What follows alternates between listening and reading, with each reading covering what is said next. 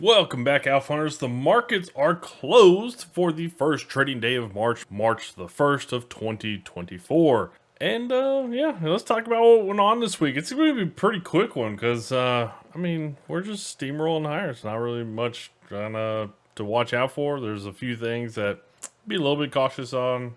But other than that, like we're doing pretty good on the markets. SPY kind of a flat open this week, and basically just kind of pulled back very subtly there on Monday, even into the first half of the day on Tuesday. Second half of the day on Tuesday though, got a little bit of a bounce. Obviously, we know last week Nvidia earnings, markets crushed it higher, so had a little bit of pullback to start out the week. Nice little gap down there on Wednesday. Kind of just a choppy day. Not too much kind of going on there. But we were negative for pretty much the entire day. Nice gap up here on Thursday. Pull back the first couple of hours. And then got it going all the way into close roughly. If you actually look at Thursday on a 1 minute, that last 1 minute was basically from the top of the wick to the bottom. And yeah, that last 1 minute was a kind of a doozy of a sell down there. Friday, a little bit of a higher open, and then we were on the grind higher from what we started there on the second half of Thursday. We just grinded higher pretty much the whole day until the last couple of hours in. We didn't really do too much, just kind of hung out there at the top. Closing up about 1% there on Friday. So that's kind of how the week went. There was some data this week, but we can run through it real quick. Not too much of any major misses this week. We had durable goods orders down a little bit from forecast. GDP was probably the big one of the week. And in my opinion, it's kind of probably the big one of the week. I know a lot of people are still heavily watching inflation, but GDP came in at 3.2%. The market was expecting 3.3%. Core PCE came in flat Thursday morning. Market kind of gapped up. Personal income did pretty good there, 1% positive. Market was expecting 0.4%. Personal spending was basically flat from forecast. So ISM manufacturing PMI also a little bit under the forecast there Friday morning. So yeah, not a lot of crazy variances kind of coming from data as much anymore. Not like we were having for a lot of 2022 and 2023. There was a lot of data variances out there. So we'll have to see what we get, especially as far as revisions. Hopefully the revisions aren't as wild as we've had the past 2 years. All right, take a look here at sector rotation for the week. XLK, you'd expect it. Technology definitely leading the pack on the week. And really, XLK Tech wasn't really doing a whole lot there the middle part of the week, but Thursday started running high. And then, you can see on Friday just kind of just took off from the middle of the pack there. A lot of the semiconductor area worked very well there Thursday, Friday. So that's what really helped the technology sector really to have the best performance in the week. Real estate also did pretty well. Materials, discretionary energies, communications, industrials all outperforming. Industrials barely outperforming there. Utilities underperforming. Financials and staples underperforming. And then healthcare, huge underperformance there for the week. Actually negative for the week, pretty good amount by about 1%. All right, VIX seems like it kind of wants to break this uptrend, very subtle uptrend that it's been in, but it is pulling back to kind of these lows that it's put in over the past couple of months here. So depending on kind of where you take the low points from, like we're kind of either just getting into it or maybe we got a little bit more to go. So maybe we'll see some uptick in volatility coming soon. Other than that, the VIX isn't really doing a whole lot. It's kind of just hanging out. Outside of that Feb 13 spike up, which was kind of a crazy, I don't even know why it spiked up as much as it did, but VIX isn't really telling us much that there is to be concerned about. DXY, the dollar index, well, it's basically trying to base out for the most part of the week. It was looking pretty good. You thought we were going to, continue that base and push higher. And then Friday kind of reversed as we got some data early in the morning, broke down there. So be curious to see how we come out early this next week and continue to perform here on the DXY. We still could be basing here. We could have been basing. So, just one day won't really tell us everything, but It doesn't look the best as we tried to push higher. We broke that, and now we have, a one black crow candle kind of setting up here. So we'll see early this next week if we do get the breakdown on the dollar, be bullish for equities. Probably just be looking for that. GLD, been mentioning this a lot. Continue to buy gold on any dips. Even when we were having this breakdown, I know some people were like, "Oh my gosh, here comes gold, it's gonna roll over." No, man, just continue to buy gold on dips anytime.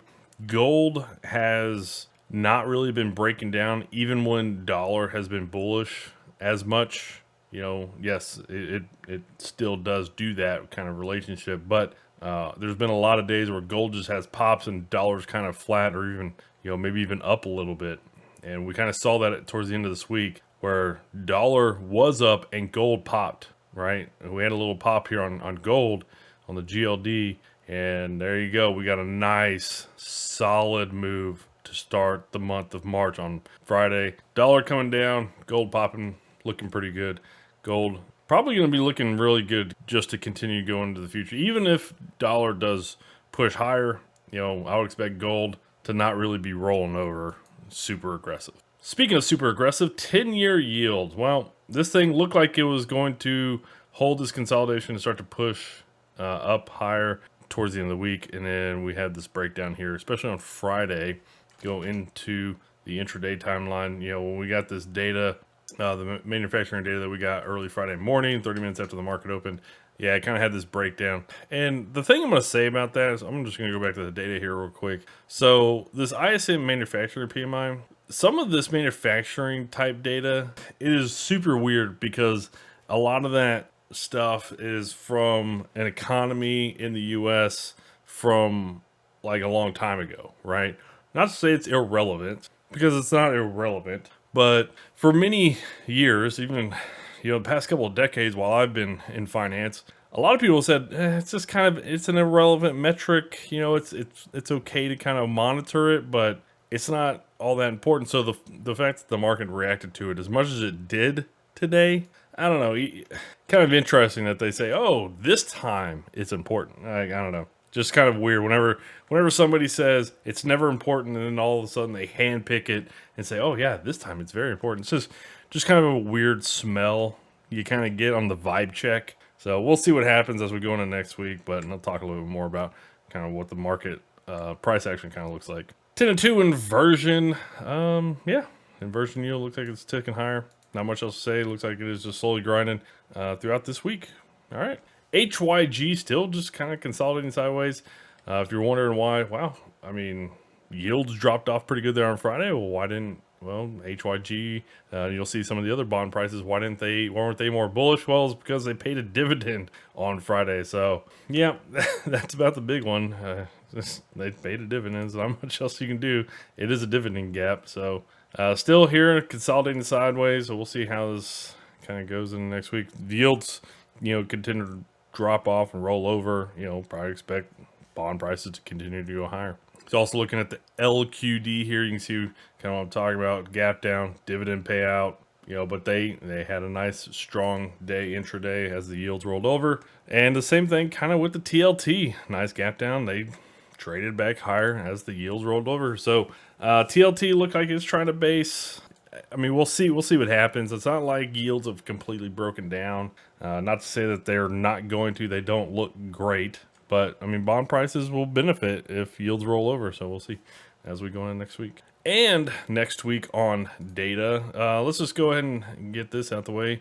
So we're going to have quite a bit of stuff, okay? But it's going to be like Wednesday, Thursday, Friday, Monday, Tuesday. Probably be kind of quiet. Don't expect much, especially with how much we moved kind of bullish there on Thursday and Friday this past week. ISM Services PMI, this is another one of those that, I don't know. It doesn't really typically matter all that much in my opinion, but who knows? Maybe the market starts to respect it now. I guess just handpicking when we start to respect things. I guess. So the new one though that came up late this week was Jerome Powell is going to be testifying. I'm gonna guess this is probably at Congress. That's typically where he testifies. So this will be Wednesday, Thursday that he will be doing this, the 6th and 7th. Wednesday morning, we will also get JOLTS data. So Wednesday morning, first half of the day, could be a pretty interesting trading day. It's with Jerome Powell talking and JOLTS data, so be careful of that, or just be mindful of it. Non-farm payrolls then on Friday, and unemployment rate. You know, I will be watching that unemployment rate heavily on Friday. So 3.7%, better not come in at like 3.9 or 4. That's all I can say. Market probably gonna start sniffing out that there's a problem. Other than that, because we've had a lot of layoffs here, especially over the past couple months. So we'll see what happens. Big tech layoffs. Will, maybe not all sectors are laying off people.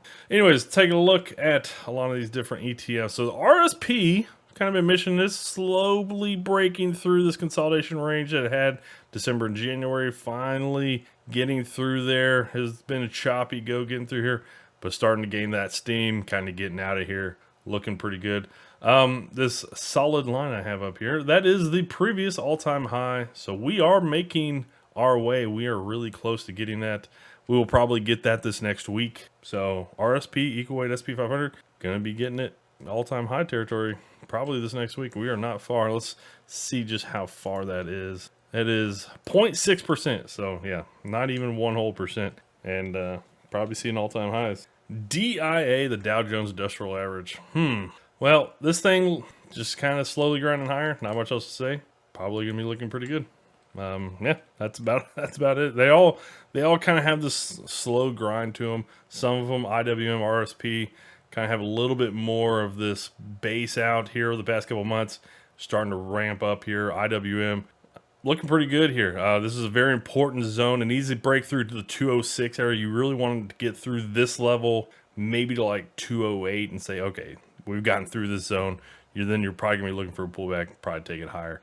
Probably take it bullish, that kind of stuff. But if I just zoom out here, you'll see some low periods that we've kind of bounced at before, back in 2021. So we got a lot of lower wicks here. And, I like this consolidation that we put in here over the past couple of months. To me, I think we will eventually kind of break out through there. So I would think, yeah, 208, 209, 210, and then probably a pullback to like that 205 area, and you're probably going to take that bullish or look to be bullish off of that. And, you could set a pretty stop loss because, if it comes back through, then obviously it's going to come back through, and you don't want it to go all the way down. But, you could set a stop loss here below this wick on February 21st, something like that. It wouldn't be the end of the world if we come back down through it. But with how much some of the bigger areas of the market have been moving bullish, at any time that they're going to rest, maybe people are going to take in a lot of profit, taking all that kind of stuff.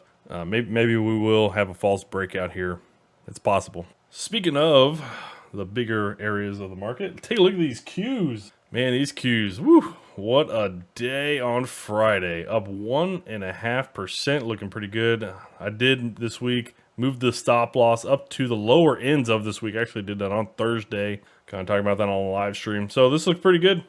Just expect this to continue higher. And other than that, it looks pretty solid to me. It's not going to immediately reverse and roll over. If anything, it'll probably just hang out. I wouldn't want to be buying this right here, right now, because we've got previous time periods we've had strong bullish days, like this day back over here on Feb 2nd. If you look at the top of that day, if you just look across, we've had previous time periods where we've come a little bit lower. Even this day back on January 19th, if you just look to the right, we've had a couple days where we've come a little bit lower. So that's all I was kind of saying today on the live stream. Like, hey, you don't have to buy here at the top today, man. Just wait like a week or two. We'll at least come back at least halfway, if not come back and retest into this top here around 440. So yeah, give it time. You don't have to do anything crazy. But if we do break this level, break these moving averages, you're probably looking at a little bit more of a significant pullback. And we'll talk about that when that time approaches. SPY also moved that stop loss to the low of this past week. Other than that, yeah, not too much. Kind of indifferent here on the SPY compared to the Qs. It's just slowly grinding higher. All-time highs being carried up on Friday, mostly from semiconductors. If you go look at semiconductors, they were crazy green today, very green. So things are looking pretty good out there. I've seen a lot more stuff about, we don't expect to have interest rate cuts this year. Starting to see more of those articles. So We'll see if that happens. Anyways, Outfounders, have a great weekend. Take care.